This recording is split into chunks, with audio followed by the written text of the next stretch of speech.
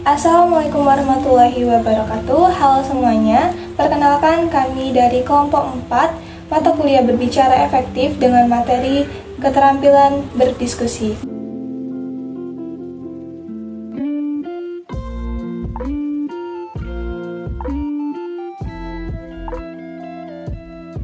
Sebelumnya, perkenalkan nama saya Ananda Nadia Monita selaku moderator dalam diskusi kali ini. Dan adapun anggota kelompok 4 yaitu ada Nova Puspitasari dan Mustika Nurhidayah.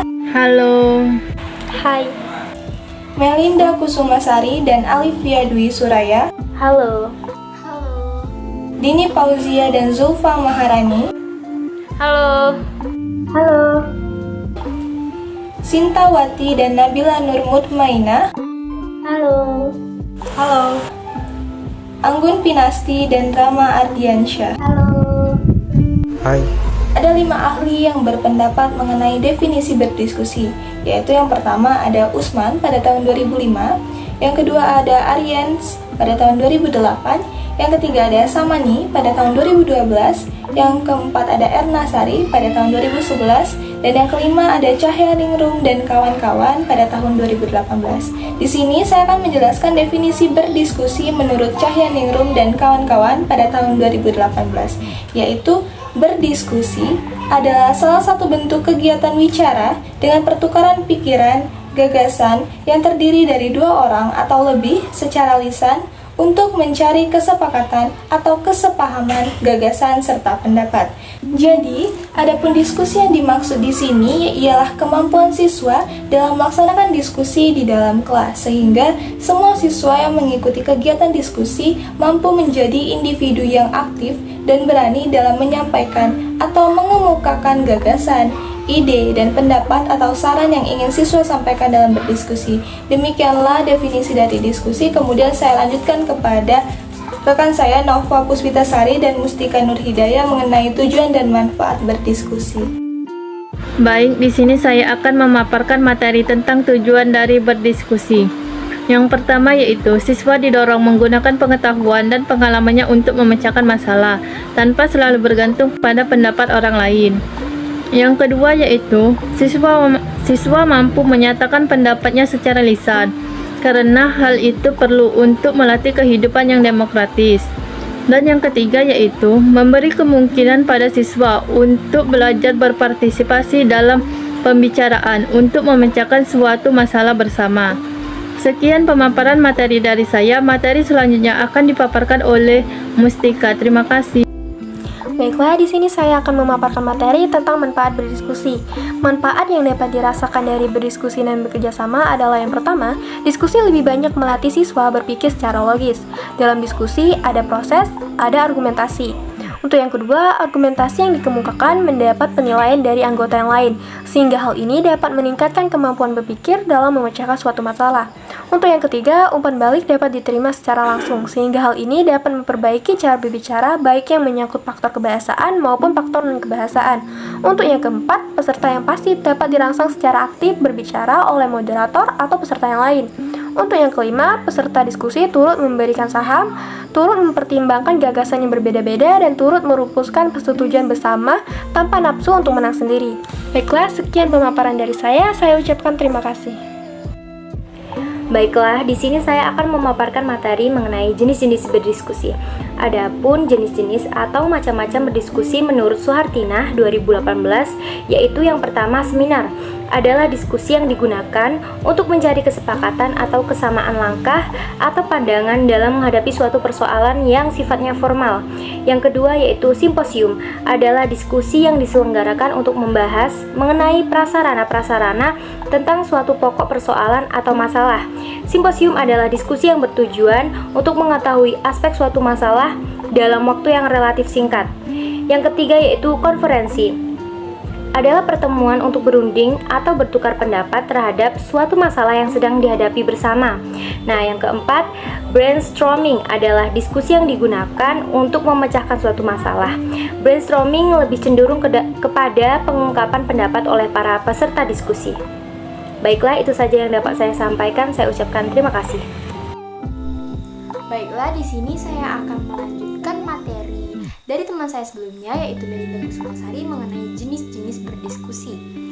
Selanjutnya ada yang nomor 5, yaitu diskusi panel, merupakan diskusi yang digunakan untuk memperluas wawasan terhadap suatu masalah dengan melibatkan beberapa ahli disiplin. Masalah di sini yaitu masalah-masalah yang sedang hangat diperbincangkan.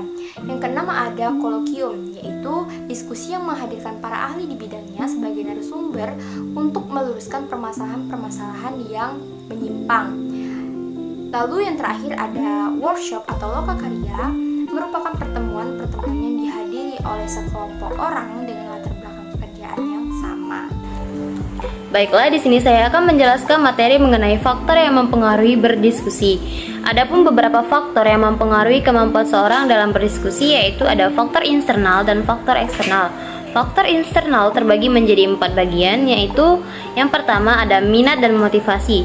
Minat dan motivasi merupakan salah satu faktor internal yang berasal dari dalam diri sendiri yang dapat mempengaruhi kemampuan berdiskusi, karena minat menunjukkan kecenderungan perhatian kita pada suatu objek apabila objek tersebut memberikan kecenderungan pada dirinya. Yang kedua ada kondisi mental. Jika kondisi mental stabil dalam melakukan sebuah diskusi, maka akan dapat mempengaruhi reaksi seseorang pada saat berdiskusi. Yang ketiga ada pengetahuan yang dimiliki. Seorang dengan tingkat pengetahuan tinggi akan lebih mudah memiliki diksi yang tepat untuk berdiskusi dan menyampaikan informasi baik verbal maupun non-verbal. Yang keempat ada kesehatan. Jika melakukan diskusi dengan kondisi kesehatan yang kurang baik, maka diskusi tersebut tidak akan berjalan secara efektif. Yang berikutnya ada faktor eksternal. Faktor eksternal terbagi menjadi 4. Yang pertama ada guru. Efektivitas komunikasi ditentukan oleh etos komunikator. Kredibilitas adalah seperangkat persepsi komunikan tentang sifat-sifat komunikator. Kredibilitas dimunculkan oleh komunikan ketika dia memiliki komunikator. Apabila seorang guru masuk ke dalam kelas dengan pakaian kaos dan celana sobek, kira-kira apa yang ada di dalam pikiran siswa? Kemungkinan besar siswa tidak mempercayai kalau orang tersebut adalah seorang guru. Mungkin kita akan menyebutnya guru tersebut tidak kredibel atau tidak dapat dipercaya. Dan yang kedua ada moderator. Kemampuan moderator menyesuaikan diri dengan keadaan dapat menentukan keberhasilan berdiskusi. Keadaan yang dimaksud dapat berupa memahami kepentingan, kebutuhannya, kecakapannya, pengalamannya, kemampuannya berpikirnya, dan kesulitan-kesulitan yang dihadapi. Yang ketiga ada materi diskusi. Supaya pesan mudah diterima dan dipahami oleh komunikan, materi yang akan disampaikan dalam berdiskusi harus diorganisasikan dengan baik.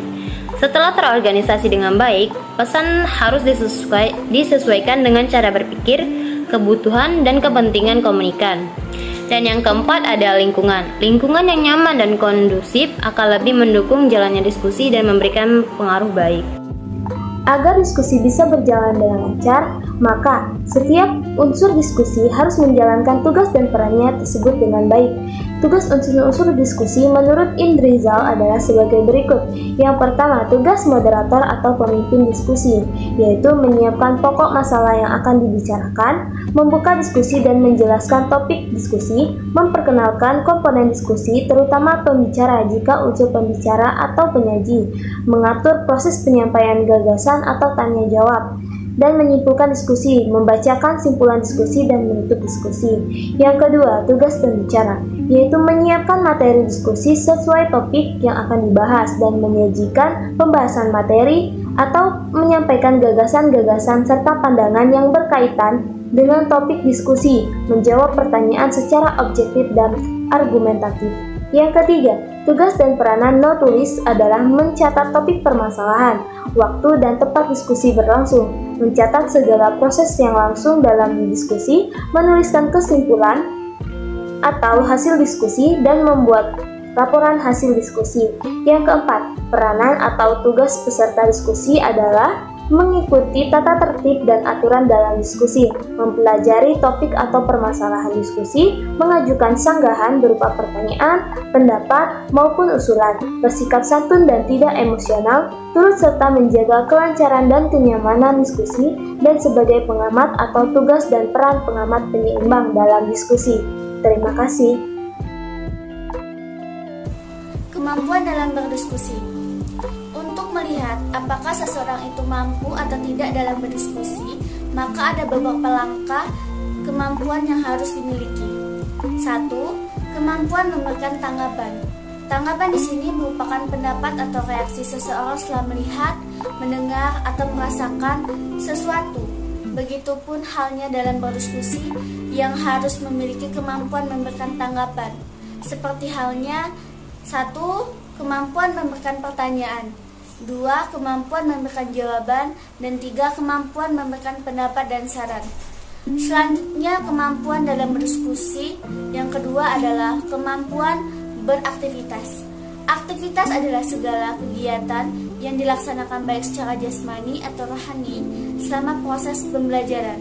Begitupun dalam berdiskusi, kita harus aktif beraktivitas seperti halnya aktivitas memberikan pertanyaan, aktivitas memberikan jawaban, dan aktivitas memberikan pendapat dan saran.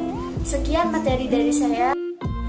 Baiklah, materi yang akan saya sampaikan selanjutnya adalah mengenai persiapan sebelum diskusi. Tentunya, sebelum melakukan sebuah diskusi, kita harus mempersiapkan terlebih dahulu agar diskusi berjalan dengan lancar dan sebagaimana mestinya. Persiapan yang pertama adalah mempersiapkan bahan, karena bahan merupakan hal yang paling penting untuk disampaikan di proses diskusi. Persiapan bahan meliputi pembatasan tujuan, pembatasan pokok diskusi, dan penyajian prosedur diskusi. Bahan diskusi harus dibatasi agar diskusi berjalan dengan tertib dan terarah.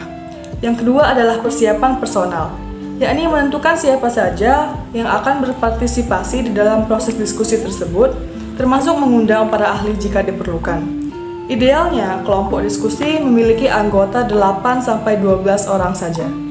Yang ketiga adalah persiapan ruang. Apabila ruangan untuk berdiskusi nyaman dan kondusif, maka penyampaian pesan yang akan dilakukan akan sangat mudah diterima oleh para audiens. Ruangan harus mempertimbangkan aspek estetis, fungsi, dan juga di mana tempat duduk harus diprioritaskan.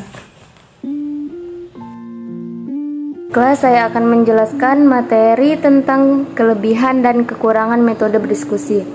Setiap metode pembelajaran tentu mempunyai kelebihan dan nilai tersendiri.